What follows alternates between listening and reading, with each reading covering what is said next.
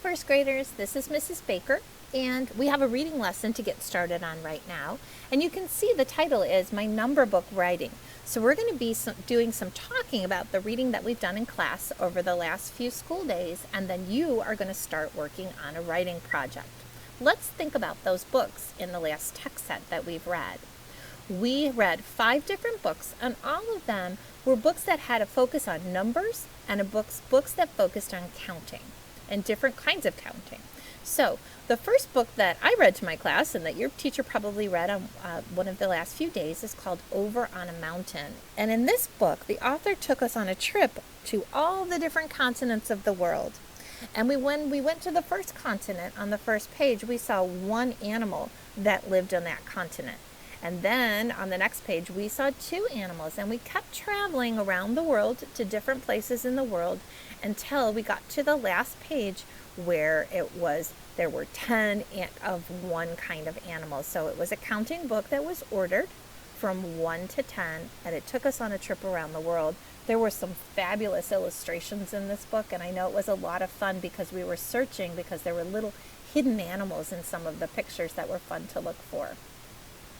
Another book that we read is called Moja Means One. And in this book, we learned a lot about Africa.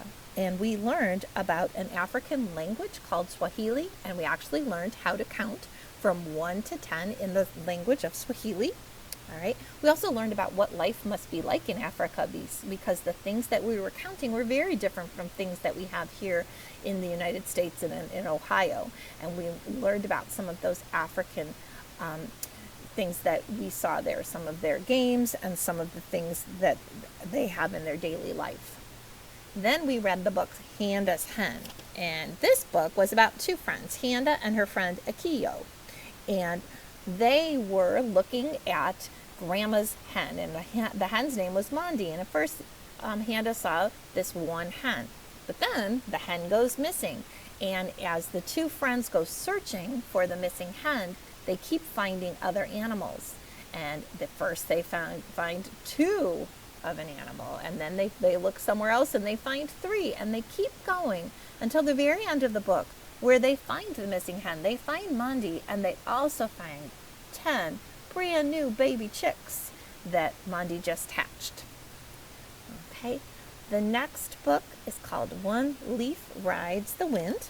And in this book, there's a young girl, and she visits this Japanese garden, and she counts all the items that she sees. So we get to learn a little bit about Japan in this book. And then there was a book that a lot of kids probably had a strong connection with. This one was called Jake's 100th Day of School. And this was different from the other 4 books because it didn't start with 1 and count to 10. It was ordered a little bit differently. This was a story about Jake and his class celebrating the 100th day. And Jake organized his collection, which was a collection of books, into piles of 10. And then Jake counted by tens. He counted from 10 to 100. So this book was a little bit different in its organization, but it still had a focus on numbers and still had a focus on counting. Okay, we're going to do a turn and talk right now. So you're going to go to your learning partner. But before you do that, I want you to think. We have been working on sharing our thinking about books that we read, telling our partners what we notice, what we like, what we learn. I want you to think for a minute about one of these books.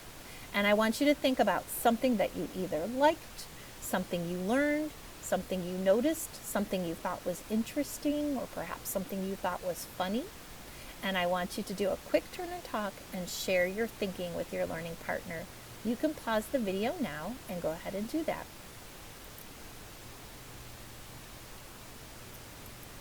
Okay, I hope you had some good conversations with your learning partner about one of those books. Okay, so let's think again. Why are numbers and counting important? First of all, numbers tell how many, and they help us keep organized in our thinking. You can use numbers and counting to keep track of things, and they're a way to show sequence or order.